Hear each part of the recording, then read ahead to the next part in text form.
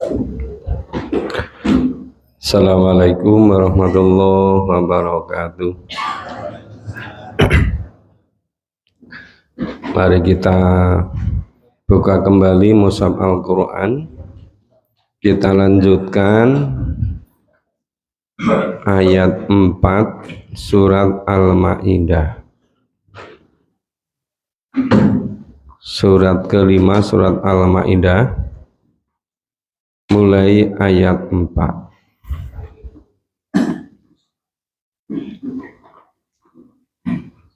Ini kita memahaminya harus cermat, pelan-pelan, karena ayat-ayat yang turun periode Madinah itu banyak terkait dengan hukum, banyak terkait dengan ibadah.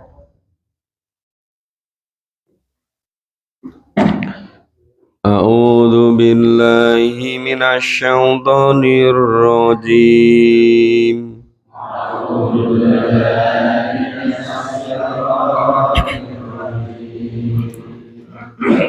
Bismillahirrahmanirrahim.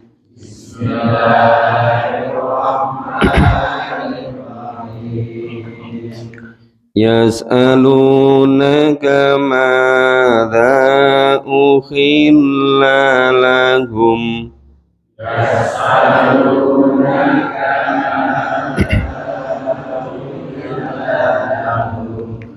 Qul ukhilla lakumut thayyibat.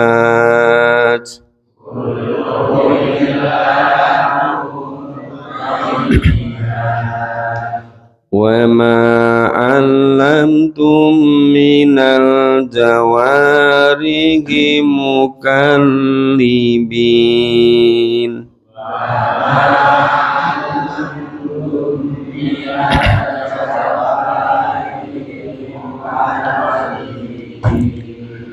Mukallibina tu'allimunahunna mimma 'allamakumullah.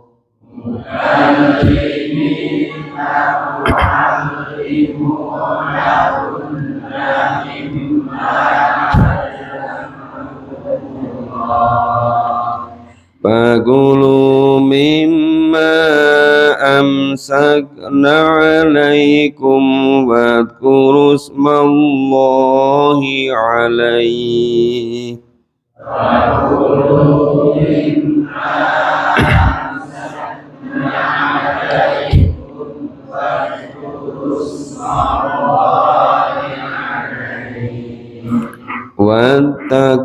Wattaqullah. Innallaha sari'ul hisab.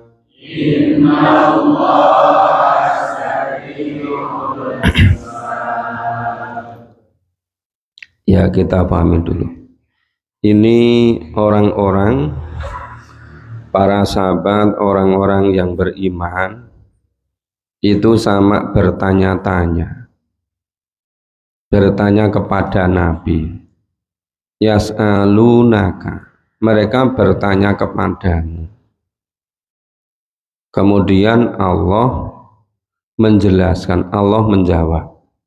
Jadi Allah memberikan wahyu pada Nabi, kemudian Nabi menjawab pertanyaan mereka. Madza ukhilla lahum, apa yang dihalalkan bagi mereka? Yang dihalalkan bagi mereka itu apa? Kul, katakanlah wahai Nabi, ukhilla lakumut thayyibat, ya, dihalalkan bagimu yang baik-baik. Ya, wa ma alamtum minal jawarih. Nah, dan dari buruan yang ditangkap oleh binatang buas yang telah kamu latih, yang telah kamu ajar dengan melatihnya untuk berburu. Ya, mukallibina tu'allimuna hunna. Jadi yang sudah dilatih, diajari ya binatang buas tersebut untuk berburu. Nah, kemudian kamu mengajarinya menurut apa yang telah diajarkan oleh Allah kepadamu. Jadi mimma allamakumullah. Jadi ngajari binatang buas untuk berburu itu sebagaimana yang diajarkan oleh Allah. Fakulu mimma amsakna alaikum wadhkuru smallahi alaihi. Maka makanlah dari apa yang ditangkapnya untuk kamu, yang ditangkap oleh binatang buas yang sudah dilatih untuk berburu tadi, dan sebutlah nama Allah atas binatang buas itu waktu kamu melepasnya. Jadi urutannya itu binatang buas yang mau digunakan untuk berburu itu harus dilatih dulu, harus terampil, harus pinter untuk diajak berburu. Nah, jadi kalau nggak diajari dulu, nggak terampil, tidak boleh.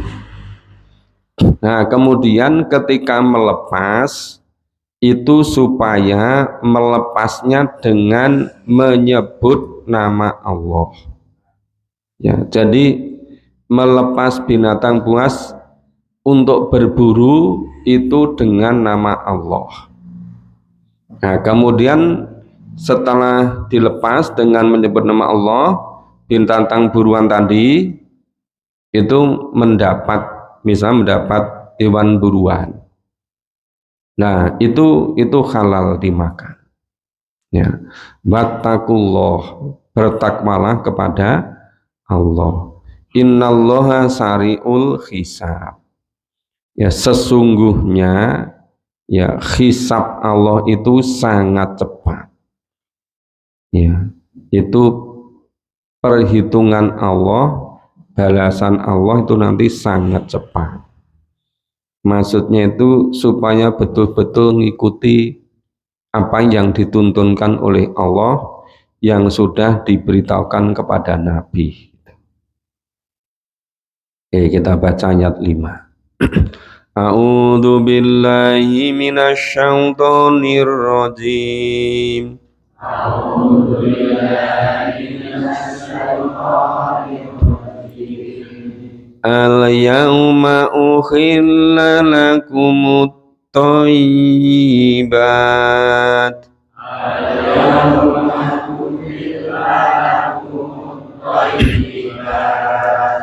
Wa ta'amul ladzina utul kitaba khillul lakum. Wa ta'amul ladzina utul kitaba khillul lakum. Wa ta'amukum khillul lahum. Wa ta'amukum wal muhsanatu minal mu'minati wal muhsanatu minal ladzi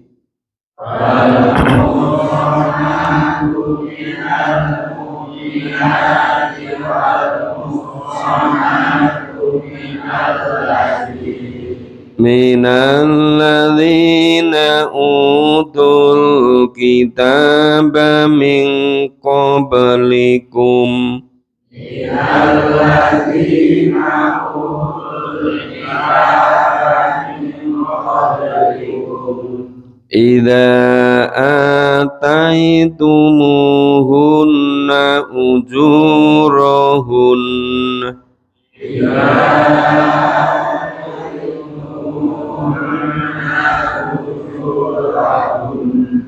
Ujurahunna muhsinin غير مسافحين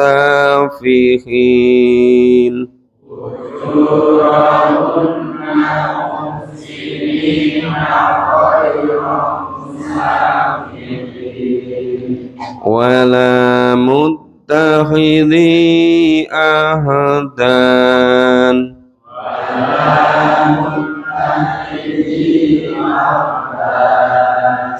ومن يكفر بالإيمان فقد حبط عمله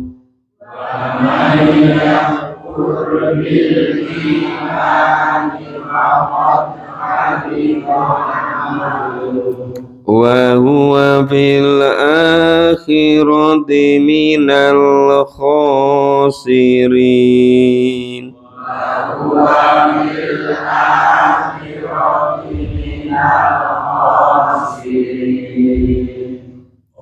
Nah ini penjelasan lebih lanjut ketika Nabi dan para sahabat itu tinggal di Madinah, itu kondisi masyarakatnya itu lebih bermacam-macam. Jadi sudah lebih bervariasi dibandingkan ketika Nabi tinggal di Mekah. Jadi ketika tinggal di Madinah itu sudah banyak bergaul campur dengan para ahli kitab. Maka al-yauma ukhilla lakumut thayyibat. Nah, sekarang dihalalkan bagimu yang baik-baik. Nah, yang baik-baik itu sebenarnya dijelaskan sini. Wa ta'amul ladzina utul kitab khillul lakum. Nah, itu makanan sembelian yang disembelih oleh orang ahli kitab itu halal bagi kamu. Jadi ahli kitab yang ada di Madinah itu ada Yahudi, ada Nasrani. Itu sembelihannya disembelih karena Allah, itu halal bagi kamu. Nah, wa ta'amukum khillul lahum, dan makanan kamu halal juga bagi mereka. Mereka itu mereka ahli kitab. Jadi daging hewan sembelian ahli kitab itu halal bagi orang mukmin. Dan daging sembelian hewan orang-orang mukmin itu halal dimakan oleh ahli kitab. Nah, berikutnya wal muhsanatu minal mu'minat wal muhsanatu minal ladzina utul kitab min qablikum idza ataitumuhunna ujurahunna muhsinin. Ya, itu dihalalkan bagi kamu mengawini wanita-wanita yang menjaga kehormatannya. Ya, wanita-wanita yang menjaga kehormatannya itu wanita-wanita yang baik, wanita-wanita yang tidak pernah serong. Sudah tahu kan maksudnya serong? Ya, seharusnya lurus tapi dia nggak lurus itu loh. Kan namanya serong itu. Nah, itu saya kira sudah sama ngerti itu. Nah, itu jadi dihalalkan bagimu mengawini wanita-wanita yang menjaga kehormatannya di antara wanita-wanita yang mukminah. Mukminah itu halal dinikahi yang tidak serong atau yang menjaga kehormatannya. Demikian pula ya halal pula kamu menikahi wanita-wanita yang menjaga kehormatannya dari wanita ahli kitab. Jadi yang wanita ahli kitab yang halal dinikahi oleh orang yang beriman itu yang menjaga kehormatannya. Demikian pula wanita yang mukminah itu yang menjaga kehormatannya. Yang tidak menjaga kehormatannya itu tidak halal dinikahi. Maka itu syaratnya itu dua ya. Satu yang menjaga kehormatan, kedua mukminah. Yang satu lagi wanita yang menjaga kehormatan dari ahli kitab. Ya. Nah itu bila kamu telah membayar mas kawin mereka dengan maksud menikahinya. Ya. Ghaira musafihina wala mutakhidhi ahdan. Tidak dengan maksud untuk berzina dan tidak pula bermaksud untuk menjadikan gundik-gundik. Jadi wanita yang jaga kehormatannya baik mukminah maupun ahli kitab itu harus dibayar mas kawinnya, tetapi betul-betul dinikahi. Tidak boleh sekedar untuk iseng, untuk berzina, kemudian untuk dijadikan gundik-gundik, untuk dijadikan simpanan. Banyak kan simpanannya? Ya, simpanan itu mestinya yang rezeki yang halal gitu. Tidak boleh simpanannya dari wanita. Nah, maka ditegaskan wa may yakfur bil iman faqad habita amaluh. Barang siapa yang kafir sesudah beriman, tidak menerima hukum-hukum Islam, tidak mau mengikuti ketentuan Allah dan Rasul, maka faqad habita amaluh, maka hapuslah amal-amalnya. Ya, sehingga kalau tidak mengikuti tuntunan Allah dan Rasul berarti mengkufuri, itu amal-amalnya hapus. Coba sekarang kalau secara jujur yang terjadi dalam kehidupan sekarang ini, betapa banyak orang yang tidak mengikuti tuntunan Allah dan Rasul ini, iya kan? Yaitu habito a'maluhu, habito amaluhu, terhapuslah amal-amalnya. Terhapus amal-amalnya itu maksudnya tidak bernilai pahala. Makanya harus hati-hati betul, jangan sampai hidup di dunia hanya sangat sebentar tapi nggak ngikuti tuntunan Allah dan Rasul. Malah ada yang mengatakan, gimana Pak mau mengikuti Allah dan Rasul, wong ngerti aja tidak itu. Nah makanya difahami ya tentang Allah dan Rasul itu, difahami Al-Quran itu secara tuntas, biar hidup di dunia ini betul-betul mengikuti tuntunan Allah dan Rasul gitu. Ya memang harus apa ya, harus tekun, harus istiqomah, so betul-betul ngerti, paham itu. Kalau enggak gitu nanti tahu-tahu di akhirat dikira beramal soleh sebanyak-banyaknya, ternyata khabito amaluhu, ternyata amalnya terhapus. Merasa punya amal yang banyak, setelah sampai di akhirat ternyata amalnya tidak bernilai pahala, kan kecil itu kan. Makanya perlu memahami tuntunan Allah dan Rasul. Wa huwa fil akhirati minal khosirin. Nah, setelah amal-amalnya, pahala amalnya itu dihapus atau terhapus, maka ia di hari kiamat, ya di akhirat besok, termasuk orang-orang yang rugi, minal khosirin. Lah kalau tahunya di dunia ini masih bisa memperbaiki. Tapi bagaimana kalau tahunya besok setelah sampai di akhirat?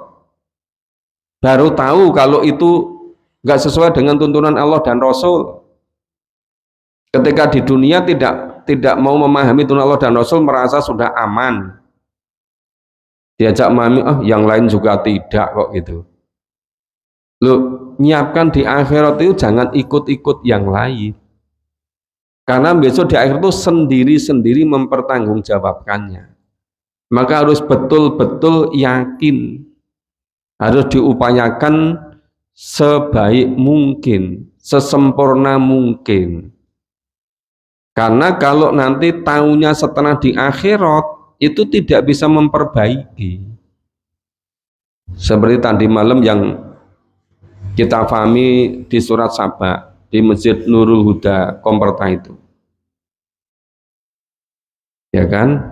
Setelah sampai di akhirat, nah baru tahu, baru menyesal, ingin kembali, ingin beriman, ya ingin berbuat baik, ya nggak bisa. Itu sekian ayat di akhir surat Saba itu. Itu menjelaskan seperti itu. Nah ini sudah terlanjur.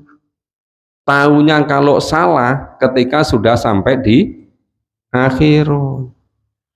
Makanya ya kalau memang hidup di dunia ini barangkali untuk persiapan di dunia sudah dipandang relatif mencukupi, alangkah baiknya kalau waktu kesempatan diprioritaskan untuk memahami Al-Quran supaya betul-betul paham, yakin, ya sudah seyakin-yakinnya bahwa iman dan amal soleh itu sesuai dengan tuntunan Allah dan Rasul. Jangan sekedar ngikuti umumnya orang lah. Kalau umumnya nggak memahami tuntunan Allah dan Rasul, ikut-ikut, besok kan di akhiratnya baru menyesal, baru tahu. Apalagi ketika di akhirat baru saling menyalahkan dengan orang-orang yang menyesatkan. Ya sudah tidak ada gunanya gitu. Ada gunanya itu kalau sekarang ini, ketika masih di dunia ini, kita betul-betul memahami, kemudian tahu, oh ternyata yang betul dituntunkan begini-begini, nah terus merubah cara hidupnya, terus merubah kebiasaan hidupnya, itu nanti yang akan selamat itu. Ya, kita baca selanjutnya ayat 6. A'udzu billahi minasyaitonir rajim.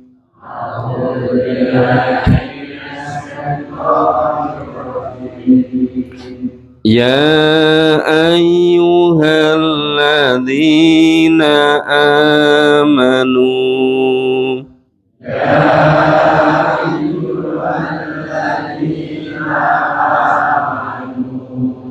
idza kuntum ila sholati faghsilu wujuhakum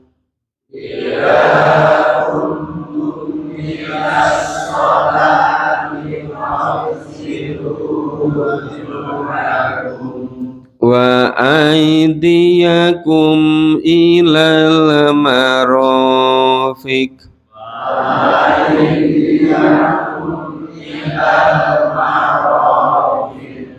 wamsahu biru'usikum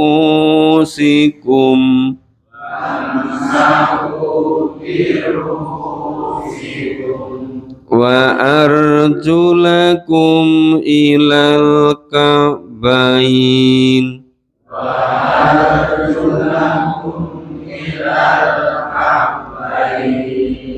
wa in kuntum junuban fantahharu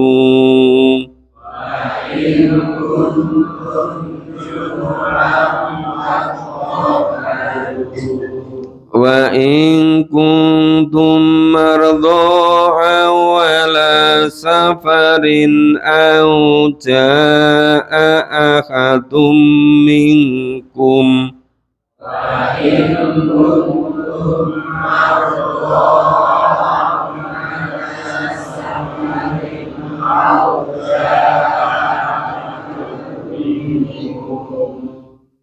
aw jaa ahadum minkum minal ghaidi aw lamastumun nisa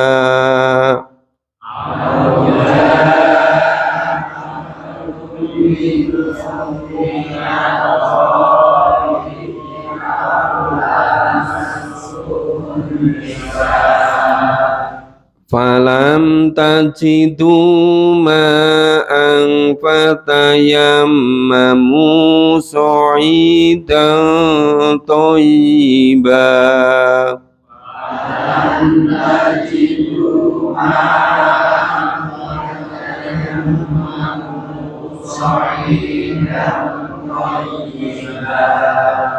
wamsahu biwujuhikum wa aydikum minna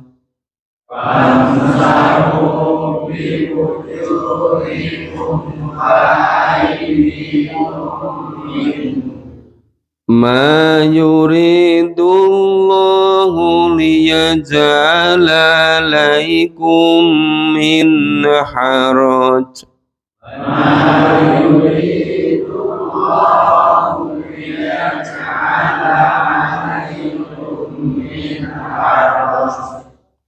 walakin yuridu liyutahhirakum wa liyutimma ni'matahu alaikum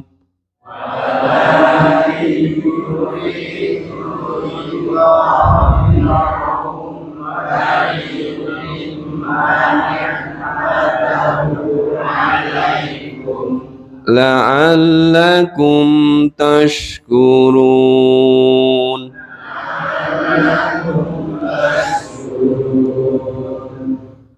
Ini ayatnya cukup panjang, tapi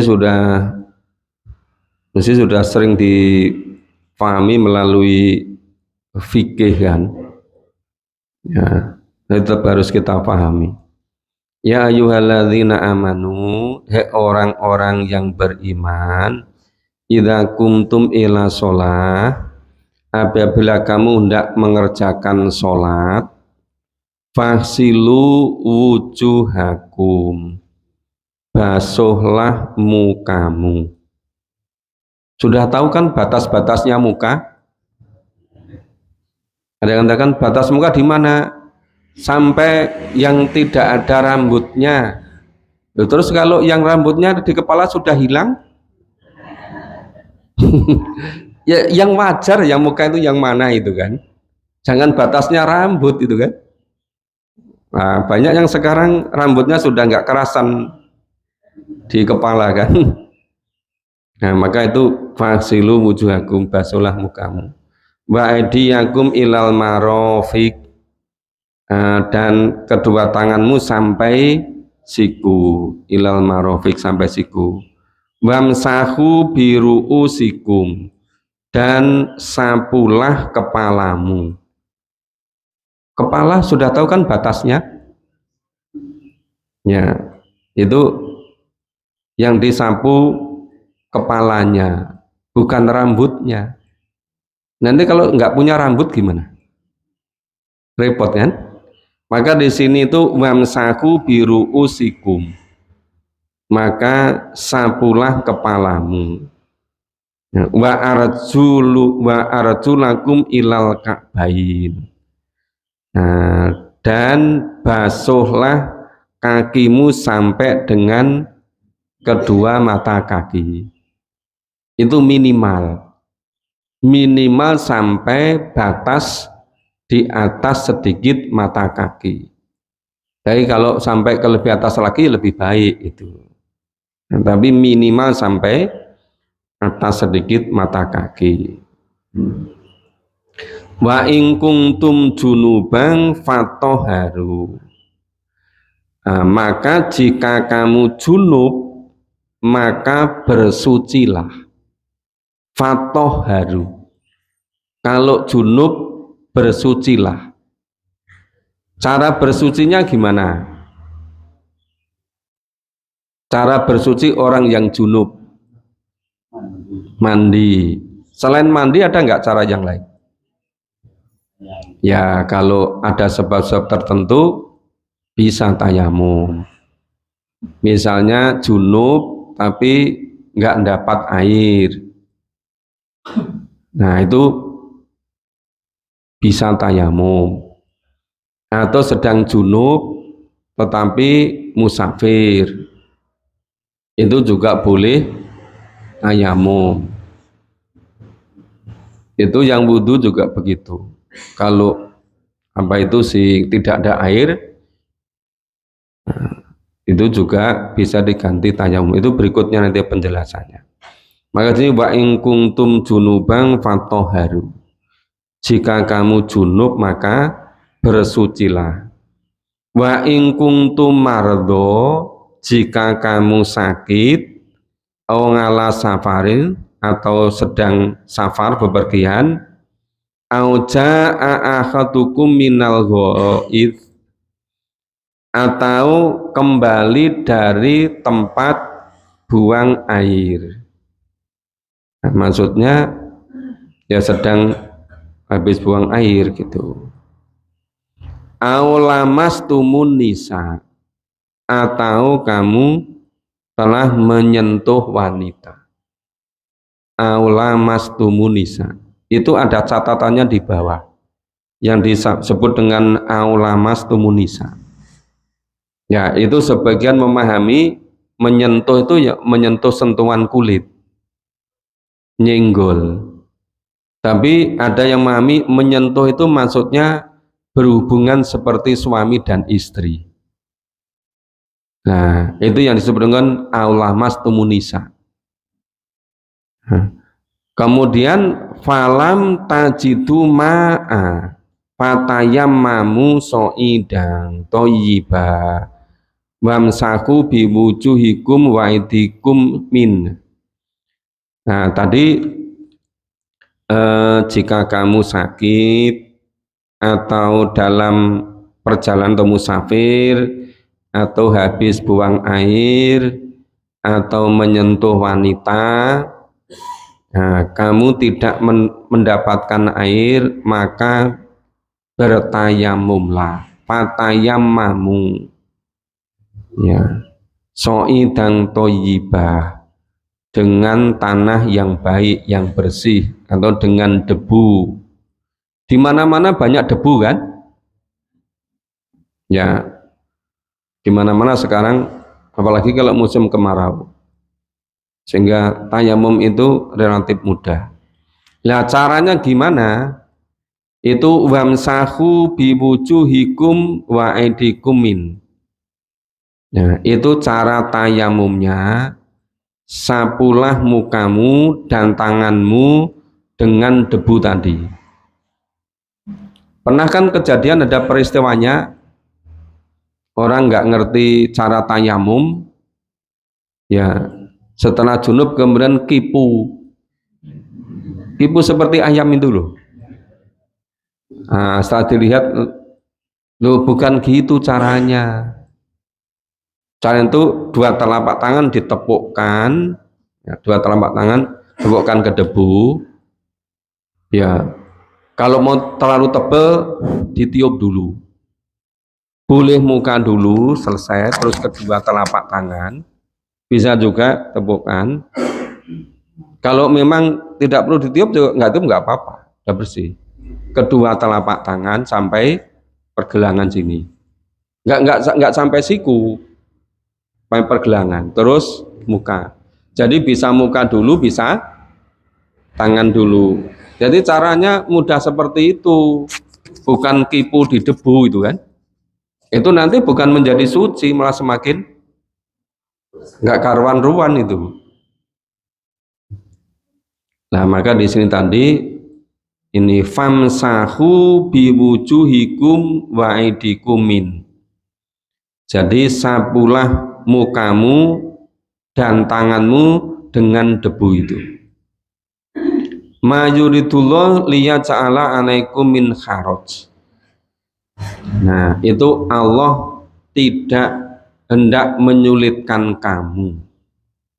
Jadi tuntunan Allah, Rasul sama sekali tidak menyulitkan kamu. Walakin yuridu liyutahhirakum wa liyutimma nikmatahu 'alaikum.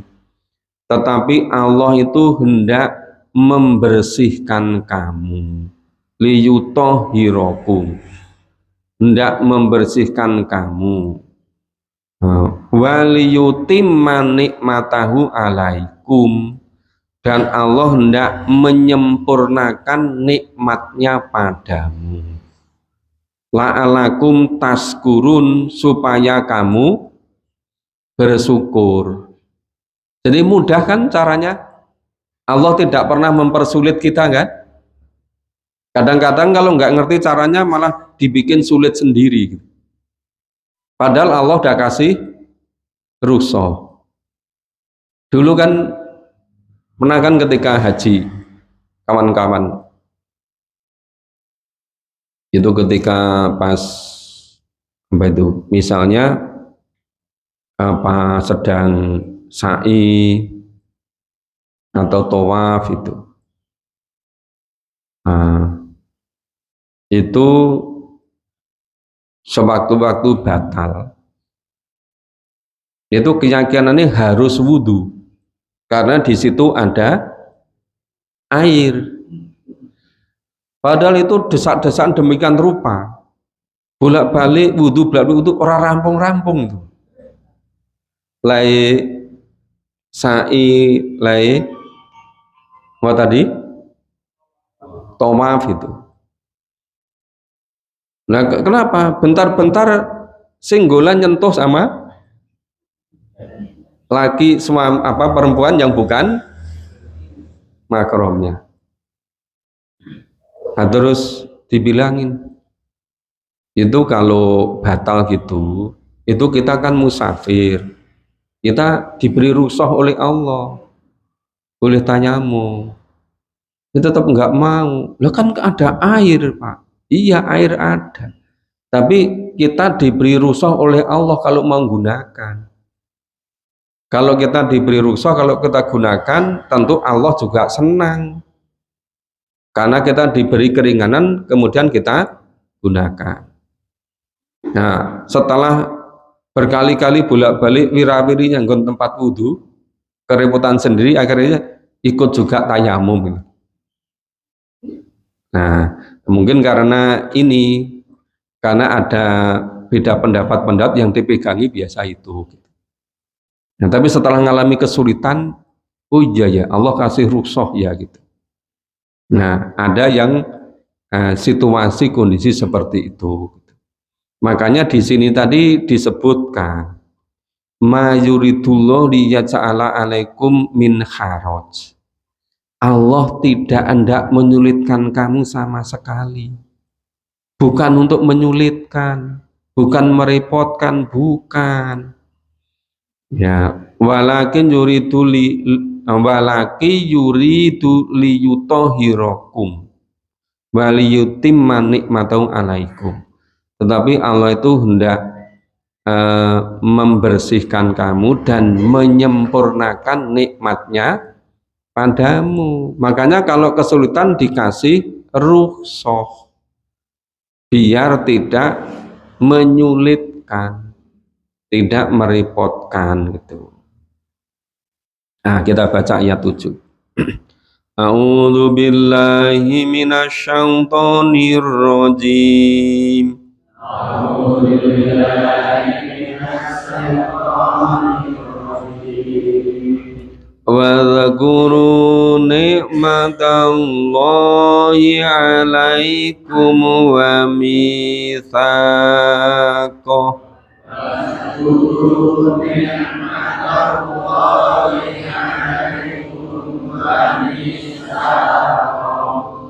wa mitsaqahul ladzi wathaqakum bi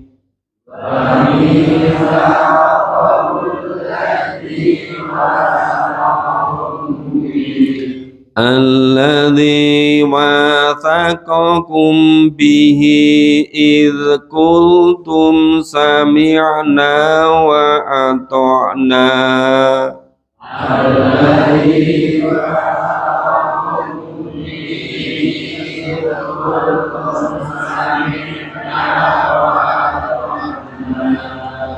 wattaqullah innallaha alimun bidatis sudur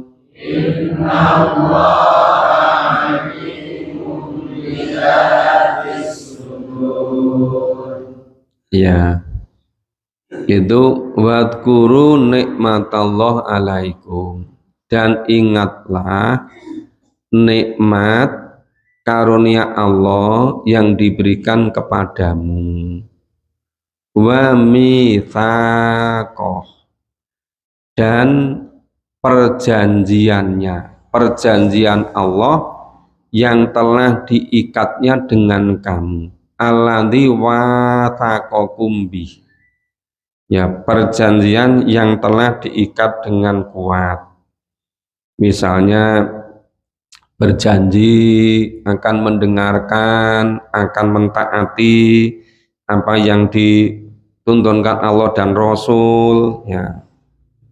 Nah, kemudian sudah melakukan perjanjian setia untuk selalu bersama-sama fisabilillah misalnya. Nah, maka di situ idz qultum sami'na wa ata'na. Ketika kamu udah mengatakan kami dengar dan kami mentaati. Nah, jadi sudah berjanji mendengarkan dan mentaati. Idz qultum sami'na wa ata'na. Maka itu supaya betul-betul ingat harus disempurnakan janjinya. Harus betul-betul dituntaskan.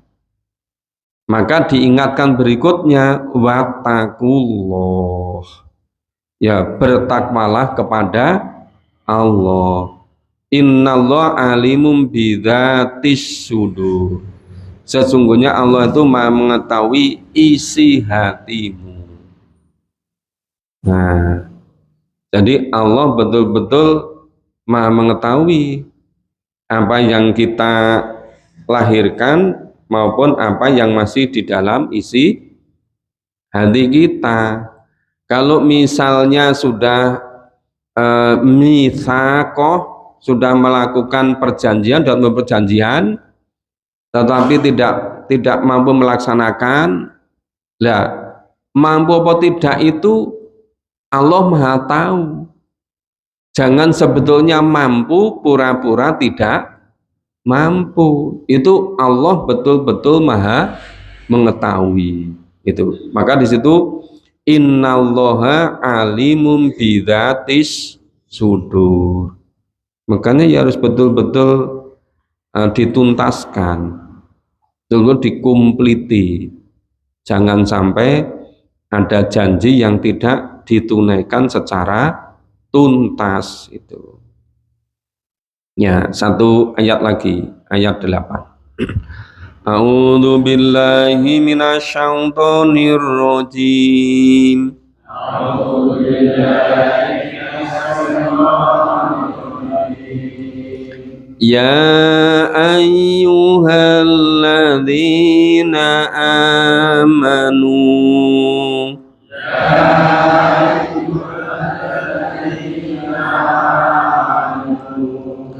kunu qawamina lillahi syuhada'a bil qist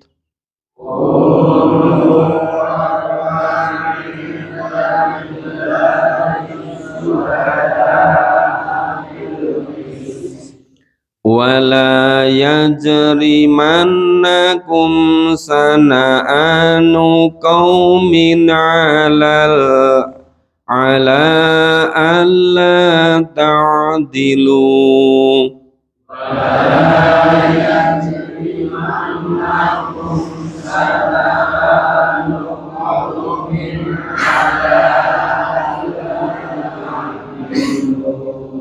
i'dilu huwa aqrabu litaqwa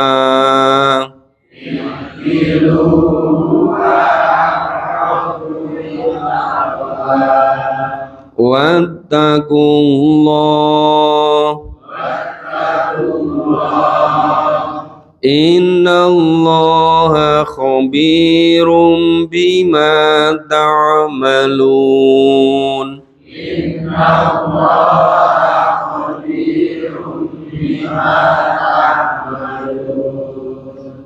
Nah, ini juga yang diseru itu khusus orang-orang yang beriman.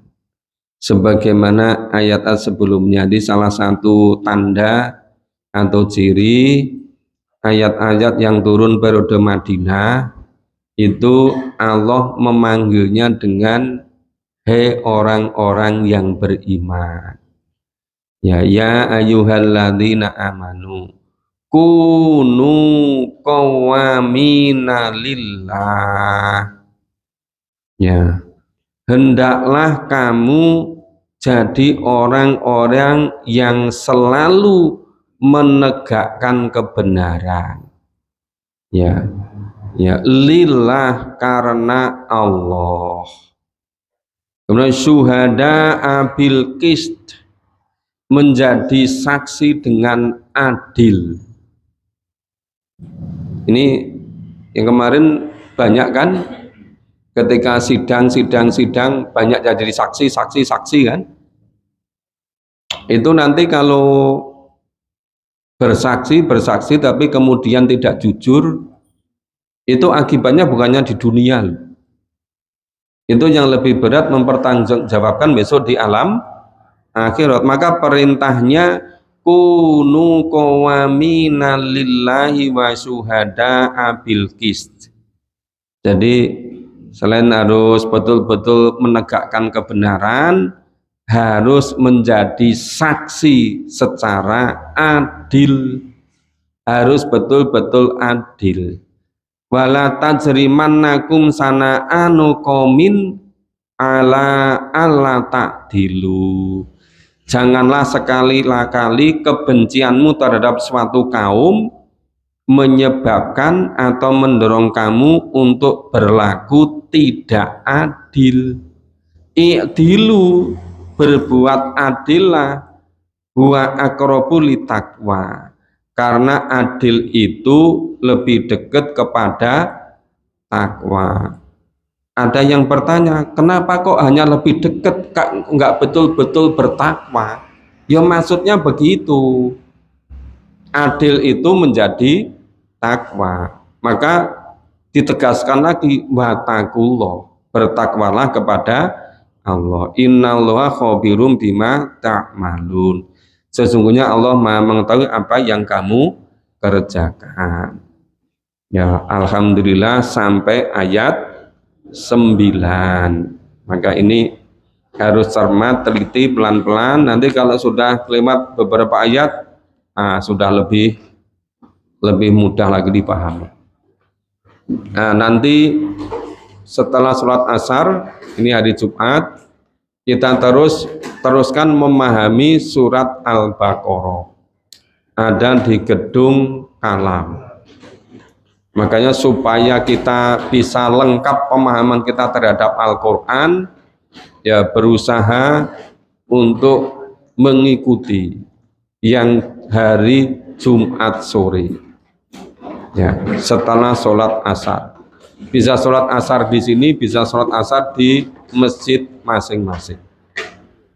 Demikian kita akhiri bersama dengan baca hamdalah dan doa qiratul majlis. Alhamdulillahirabbil alamin. Subhanallah wa bihamdika asyhadu an la ilaha illa anta astaghfiruka wa atubu ilaik. Wassalamualaikum warahmatullahi wabarakatuh.